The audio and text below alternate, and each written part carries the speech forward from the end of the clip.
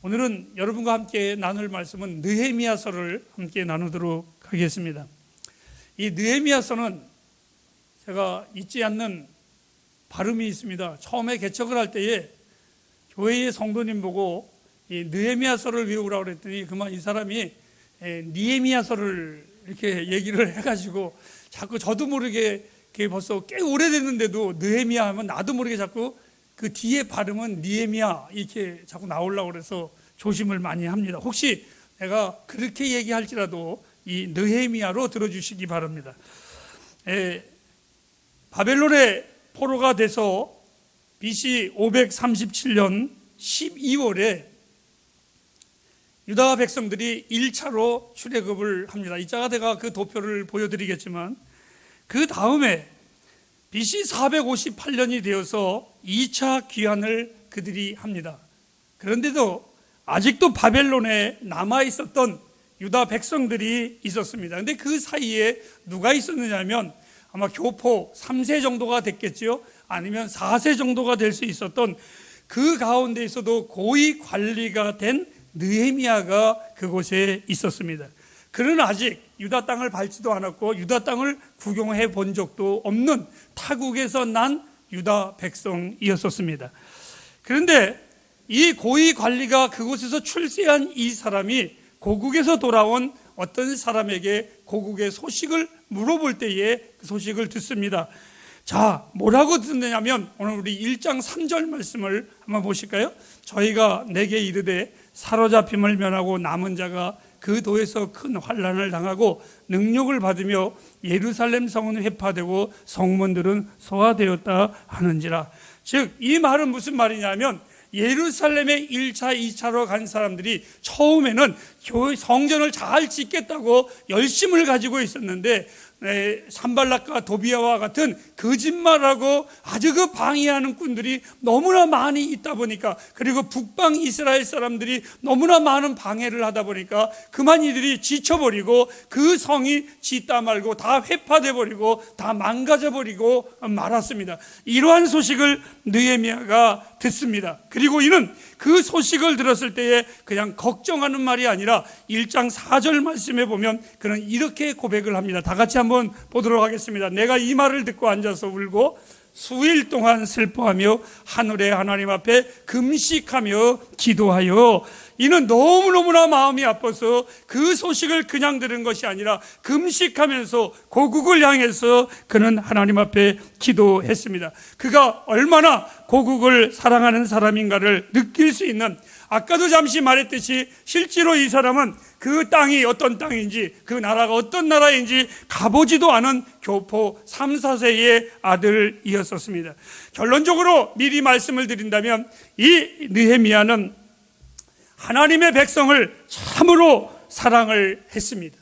그리고 이 사람은 하나님을 사랑하는 마음이 그의 전 생애를 걸쳐서 그의 모든 신앙의 원동력이 무엇이냐라고 말을 한다면 그는 하나님을 사랑했다는 그 사랑이 그의 모든 삶을 넉넉히 이어가게 했습니다. 이 느헤미야서 1장부터 7장까지에 보면 이 느헤미야 선지자가 백성을 사랑하는 마음이 구구절절히 그곳에 기록되어져 있습니다. 그리고 나머지 후반전인 8장부터 13장까지에 이르러서는 하나님을 사랑하는 마음이 그의 마음의 뜨거움을 견디다 못해 고국으로 돌아가 영적 대부흥을 일으키는 부흥 강사로서의 역할을 이가 담당을 합니다. 이 느헤미야의 마음은 조금이나마 동감하는 제 마음이 있습니다. 처음에 서울에서 개척을 하고 부산에 내려올 때에 사랑하는 후배에게 그 교회를 물려주고 내려왔는데, 내려왔을 때 내 마음은 언제나 이곳에서 목회를 하면서도 마음은 두고온 그곳에 있었습니다. 그래서 그곳에서 들려오는 소식이 좋은 소식이면 내 마음이 기쁜데, 들려오는 소식마다 슬픈 소식, 아픈 소식을 들려올 때마다 내 마음이 너무너무나 아팠고, 몸은 이 교회 안에 있으면서도 기도는 그쪽을 향했었던 내 마음이 아마 느헤미야의 마음에 버금갈 수는 없지만 조금은 이해할 수 있는 저의 마음이라고 생각을 합니다. 이 느헤미야는 어떤 사람이었었느냐? 기도의 사람이었습니다. 여러분, 기도의 사람이 어떤 사람인지 알고 계십니까? 기도하는 사람은 눈을 감은 사람이 아니라 눈을 뜬 사람입니다. 즉 다시 말해서 세상을 분명하게, 나를 둘러싸고 있는 모든 환경과 여건을 그는 분명하게 바로 바라보고 하나님 앞에 그 문제를 향하여 기도하는 눈뜬 사람이 기도하는 사람입니다. 기도하는 사람은 귀가 닫혀 있는 사람이 아니라, 세상의 소리를 듣지 않는 것이 아니라, 이 사람은 귀가 열려 있는 겁니다. 세상의 신음소리와 아픈 소리와 모든 것을 들으면서 바로 하나님 앞에 분명하게 중보기도하는 사람이 바로 기도의 사람입니다. 기도의 사람은 기도의 그 대상을 분명히 알고 기도하는 사람입니다. 여러분, 나와 여러분이 기도하는 대상이 누구이십니까? 하나님이십니다. 이 기도의 대상을 분명히 알기에 기도하는 사람은 쉬지 아니하고 굴하지 아니하고 기도할 수밖에 없습니다. 일마다 때마다 문제를 듣고 하나님 앞에 나아가 이 느헤미야는 늘 하나님 앞에 기도했습니다. 느헤미야서 1장에 보면 그가 기도로 시작을 합니다. 아까 우리가 읽었던 것처럼 금식하며 슬피 울며 이가 기도를 합니다. 그리고 느헤미야서 13장에 가서, 맨 마지막 장에 가서 느헤미야는 기도했었던 그의 모습이 기도로 그의 모든 것을 마칩니다. 즉 다시 말하면 언제나 이 사람은 기도하는 그의 모습을 우리는 발견할 수가 있습니다. 느헤미야서 1장 5절과 6절과 11절에 보면 나라와 백성을 위해서 이는 정말 하나님 앞에 간구합니다. 그리고 한 장을 넘어가는 2장에 가서 그의 모든 눈물의 기도는 반드시 하나님 앞에 응답을 받습니다. 햇불가정 여러분, 기도할 때에 꼭 이 말씀을 잊지 마시기 바랍니다. 눈물을 흘리며 기도하는 자는 기쁨으로 단을 얻는다고 했습니다. 심지어 하나님은 눈물로 기도하는 것은 반드시 응답을 받는다고 했습니다. 그리고 눈물이 없는 자들은 심지어는 눈물 있는 자의 옆에 가서 기도하라고까지 하셨습니다. 바로 이 느헤미야의 기도의 능력은 눈물의 기도였기에 하나님은 응답하셨습니다. 어느 날 이 느헤미야의 얼굴에 수심이 가득했습니다. 그래서 왕이 이에게 묻습니다. 느헤미야야, 왜 내 얼굴에 그렇게 수심이 가득하느냐? 그때에 이 느헤미야가 왕에게 정말 위험한 말인데 이는 합니다. 내 백성이 고통 가운데 있는데 내가 왕의 호화로운 궁전에서 내가 이렇게 총독으로 있음이, 왕의 술 맡은 관원자로 내가 호화호식하고 있으니 내가 어찌 이 자리가 평안한 자리가 될 수 있겠나이까? 그것이 내 마음이 너무너무나 아프고 내 마음에 근심이 쌓입니다. 이렇게 그는 고백을 했습니다. 그때의 황제가 말을 합니다. 사실상 그때 당시에 바벨론의 법으로 따지면 왕의 음식을 담당하는 자가 수심이 가득하면 그 자리에서 그는 즉사해버리고 말았습니다. 그런데도 불구하고 이 사람은 담대하게 이렇게 말을 합니다. 왕이 말을 합니다. 내가 어찌하여 수심이 가득하냐라고 할 때에 그 고백을 하면서 왕이 또다시 말을 합니다. 내가 내게 어떻게 하여 주기를 원하느냐? 이때에 이 느헤미야는 또다시 답변을 합니다. 왕이요, 나로 유대 땅으로 가 조상 땅에 가서 무너진 그 성을 다시 재건하게 하옵소서. 놀라운 것은 성경은 왕이 허락을 했습니다. 그런데 여러분, 성경은 그렇게 말하지 않습니다. 느헤미야서 2장 8절 말씀을 한번 보시기 바랍니다. 다 같이 보도록 하겠습니다. 2장 8절입니다. 성경은 이렇게 말해주고 있습니다. 그가 고백할 때에 왕이 허락한 것이 아니라 하나님의 선하신 손이 그를 왕을 통하여 허락을 하였더라고. 여러분, 하나님이 우리가 기도할 때에 그 사람을 통해 역사하시지만 하나님이 역사하십니다. 여러분이 기도하실 때에 하나님이 움직이십니다. 여러분이 기도할 때에 하나님은 우리에게 다가오십니다. 꼭 기도하십시오. 성경은 이렇게 말했습니다. 하나님이 함께 하심으로 그의 모든 축복이 완전한 하나님의 은혜로 된 것이라고 이 느헤미야는 언제나 간증을 합니다. 드디어 느헤미야는 예루살렘 성에 입성을 합니다. 에스라서, 우리가 지난주에 공부했듯이 1장에 보면, 에스라서에서 보면 1차 귀환이 있고 2차 귀환이 있습니다. 우리 도표를 한번 참고하시면서 보시기를 바랍니다. 그리고 오늘 이 느헤미야는 바로 3차로 이가 들어가기 시작을 하죠. 1차 귀환 때는 스룹바벨과 예수야가 인도했고, 약 5만 명이 들어갔습니다. 2차 귀환 때는 에스라가 리더자로서 들어갔고 남자 수만 1700명이었는데 아마 이것은 밑에 여자 어린이 합친 것은 제가 계산한 거라 캐션 마크 해놨습니다. 아마 여자도 갔겠죠? 어린이도 갔겠죠? 그래서 합쳐서 한 5,000명 가지 않았겠나? 이건 제 계산, 성경에 없는 겁니다.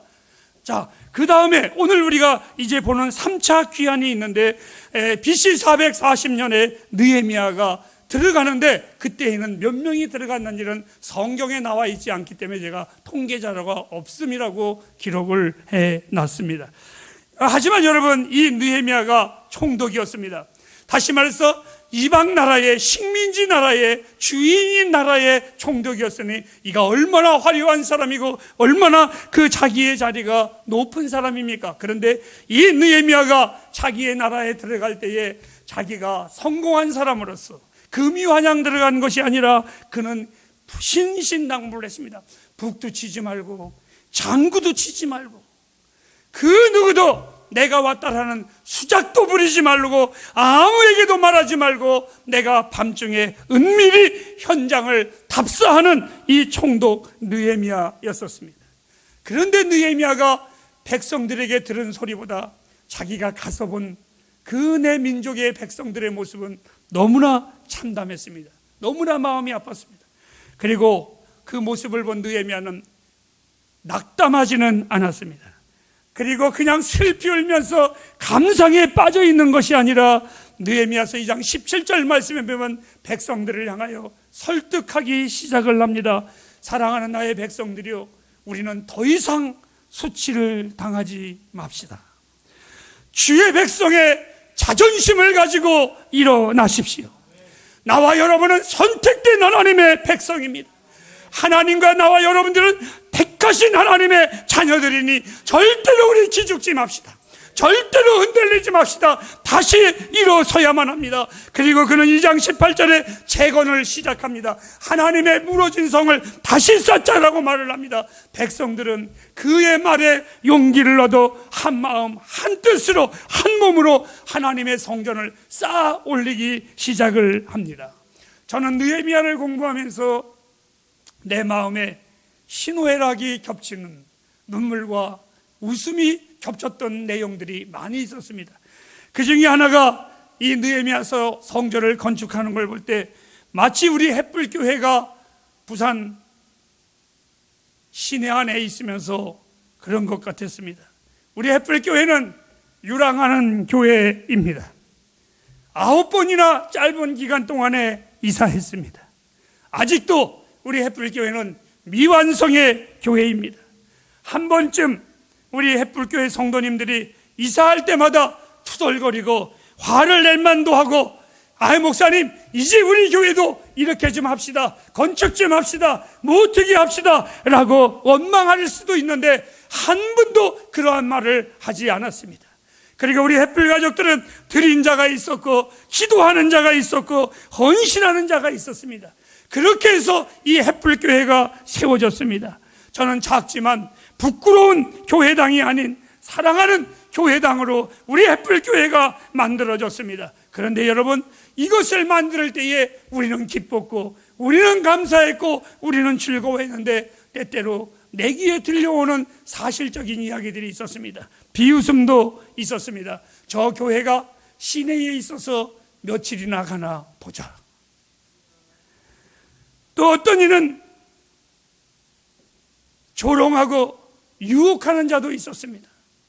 때때로는 나의 귀에 마치 산발락과 도비아처럼 느헤미야에게 예루살렘 성전은 절대 지을 수 없어, 아니야 짓지 못해, 보기에 수없이 거짓말과 악담을 했던 산발락과 도비아와 같이 내 주변에서 햇불교회가 때때로는 어느 선배 목사님이 나에게 묻습니다. 목사님 어디 있어? 저 여기 있는데요.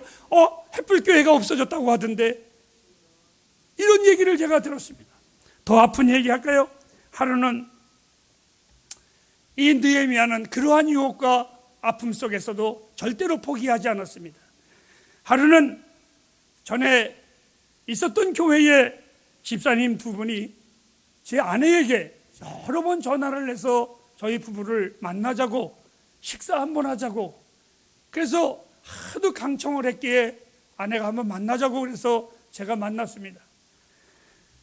그런데 이 두 집사님이 식당에 앉자마자 저희를 부부를 보면서 자꾸 우시는 거예요. 그래서 내가 집사님 왜 우세요? 나는 반가워서 우는 줄 알았습니다. 그랬더니 하는 말이 목사님 암이 걸려서 시한부시라면서요.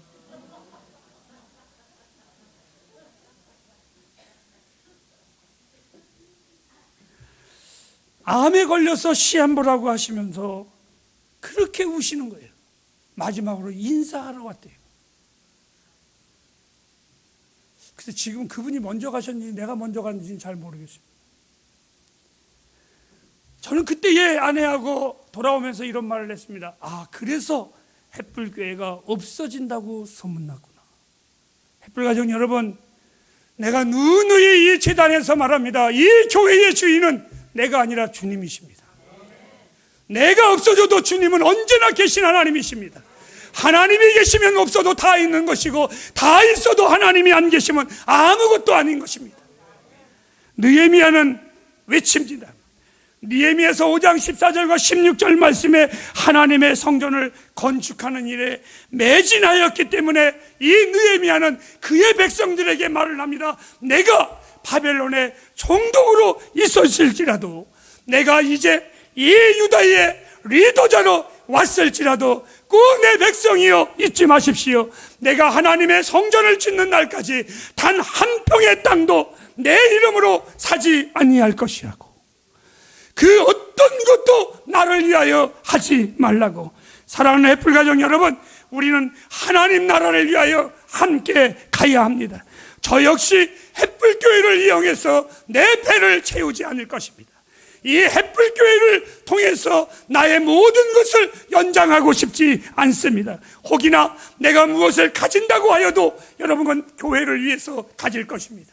그리고 이 교회를 통하여 내가 그 무엇을 갖기를 원하지 않습니다. 혹이 우리 햇불교회가 우리가 하나님의 그 무궁무진한 것을 갖는다고 할지라도 다시 한번 말씀을 드립니다. 이 교회의 성도들이요, 그 모든 것은 목사의 것이 아니라 하나님의 것입니다. 교회를 위해서 쓰시고 교회가 가져야 할 것이지 목사가 호화호식해야 할 것은 아니라는 것을 제가 분명히 말씀을 드립니다. 하나님을 사랑하는 그들의 마음은 마침내 성전을 봉헌했습니다. 얼마나 가슴 저리고 방해꾼들의 조롱거리에 그 지내왔던 시간들이었었지만 그들은 끝내는 이 느헤미야의 하나님의 종의 메시지 앞에 성전을 건축하고 하나님 앞에 드릴 때 얼마나 감격했겠습니까? 얼마나 좋았겠습니까? 성경은 눈물을 흘리며 씨를 뿌리는 자는 기쁨으로 단을 거둘 것이라는 그 감격의 날이 그들에게 왔습니다. 그 감격의 순간을 느헤미야는 12장 43절 말씀에 단 한 절에 이렇게 그의 마음을 표현을 했습니다. 다 같이 읽어보실까요? 이 날에 심히 즐거워하였으니 이는 하나님이 크게 즐거워하게 하셨습니다. 부녀와 어린아이도 즐거워하셨으므로 예루살렘에 할렐루야, 그냥 단 하나의 말씀에 심히 즐거워했고 하나님이 즐거워했고 그 즐거운 소리가 만방에 퍼졌더라. 다시 말해서 이들은 하나님을 이렇게 사랑했습니다. 그렇지만 인간인 거로 약 10년간의 그 아름답고 평화로운 삶을 누리던 그들이 점차 좋지 않은 징조가 나타나기 시작을 했습니다. 행복한 삶, 그 번영의 삶 누리는 분위기 속에 백성들의 마음이 해해지기 시작을 했습니다. 그토록 소중했었던 하나님의 성전은 삶 속에서 별로 중요하게 여기지 않게 되었습니다. 그들의 모든 예배는 행사는 껍질만 남아있지 내용이 없었습니다. 이것은 위기입니다. 교회가 내용이 없고 껍질만 있을 때 결국은 세상과 영합할 수밖에 없습니다. 대한민국 교회는 목회를 성경을 통해서 배우려고 하지 않냐고 세상의 프로그램을 통해서 교회를 배우려고 합니다.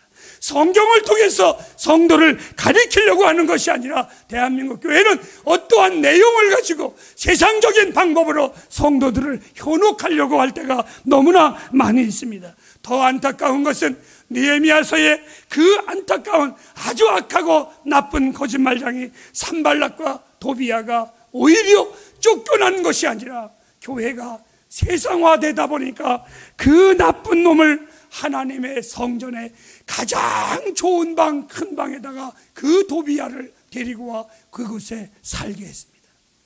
그곳이 어떤 곳입니까?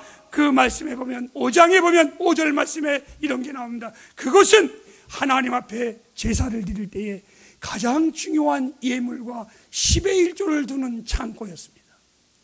그런데 그곳에 악하고 더러운 놈을 불러다가 오히려 그곳에 묵게 해버리고 말았습니다. 여러분, 우리 햇불교회 가난합시다. 하지만 타협은 하지 마십시오. 없어도 더러운 것을 세우지 마십시오. 가난해도 비굴해하지는 마십시오. 세상과 절대로 타협하지 마십시오. 하나님은 까마귀를 통해서도 먹이시고 입히시는 하나님이십니다. 나는 그 하나님을 믿습니다. 두 번째로 이들은 다른 죄악은 성도들이 하나님의 종들을 돕지 않았습니다. 그래서 10절에 보면 이들이 이런 말이 나옵니다. 하나님의 종들을 돌보지 않으니까 그 종들이 세상에 나가서 백성들을 가리키는 것이 아니라 그들의 먹기 살기 바빠서 하나님의 교회를 다 등지고 제사장들이 흐트러지기 시작을 했습니다. 교회 안에 하나님의 종들이 없으니까 당연히 모든 교회의 영적인 것은 사그라들고 망가지기 시작을 했습니다. 여러분, 하나님의 일에 관심이 없으니 주의 일꾼들에게 관심을 가질 리가 없지요. 햇불가정 여러분, 목사에게 월급도 많이 주세요. 배고프지 않게 해주세요. 만일 제가 배고프면 저는 교회에 등지고 바깥에 나가서 내 마누라 먹여 살려야 되기 때문에 나가야 됩니다. 그러면 결국은 여러분의 영혼이 피폐해지기 시작을 합니다. 저주받는 겁니다. 느헤미야 시대 때에 이스라엘 백성들이 그러한 죄짓거리를 했습니다. 12절에 보면 이 느헤미야가 다시 말합니다. 저 산발랏 내어 쫓아버리라. 하나님의 전에 우상들을 다 집어던져버리고 그 곳간에 다시 곡식과 새 포도주와 기름에 11조를 가져다가 곡식을 채우고 흩어져 있던 하나님의 종들을 불러다가 다시 하나님의 메시지를 전하라고 그들을 다시 세웁니다.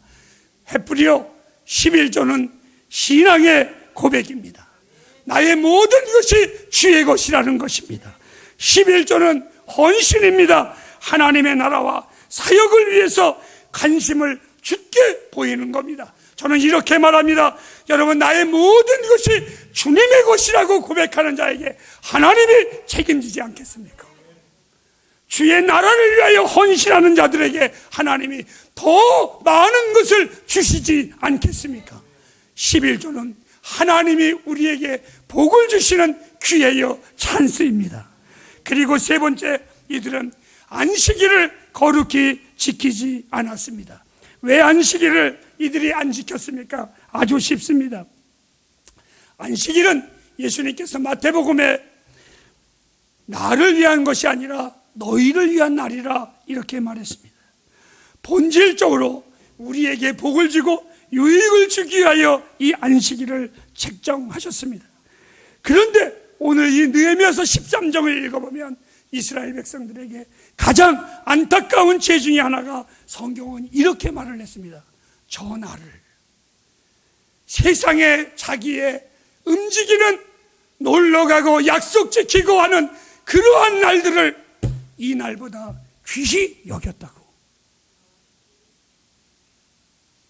이런 죄가가 어디 있습니까? 이런 죄가가 어디 있습니까? 저 날을 이 날보다 낮게 여겼다고. 느헤미야가 외칩니다. 아닙니다. 이 날은 하나님이 우리에게 엄격히 제정한 날입니다. 우리는 다시 주의 날을 회복해야 합니다. 우리의 신앙을 회복해야 합니다. 교회의 영성을 회복해야 한다고 기도합니다. 햇불이여, 주의 날을 귀히 여기시기 바랍니다. 드려도 되고 안 드려도 되는 날이 아니라 이 날은 반드시 드려야 되는 날입니다. 이 날은 내 멋대로 드려지는 날이 아니라 하나님 앞에 엄히 드려지는 귀한 날입니다.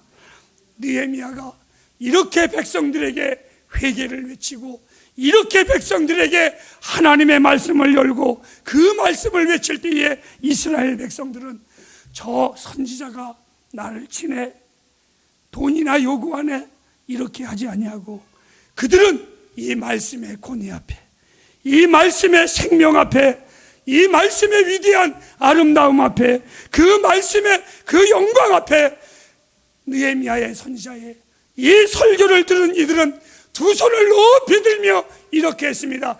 아멘 하며 응답했습니다.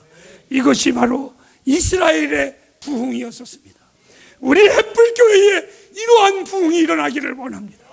이러한 역사가 일어나기를 원합니다. 하나님이 우리 교회를 위해 우리 모두가 기도해야만 합니다. 그리고 우리의 가정들을 위해서 기도해야만 합니다. 겉만 드러나는 교인, 겉만 드러나는 교회가 아니라 하나님이 진정으로 거하는 교회, 하나님이 진정으로 사랑하는 성도, 하나님이 진정으로 임하는 가정이 되도록 우리는 서로가 서로를 위해 기도하며 축복해야만 합니다. 햇불가정 여러분, 햇불교회를 위해서 기도해 주십시오.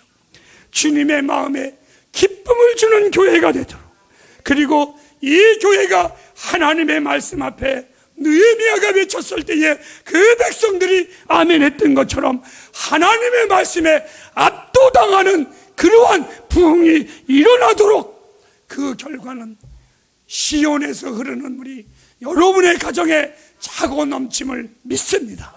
기도하겠습니다.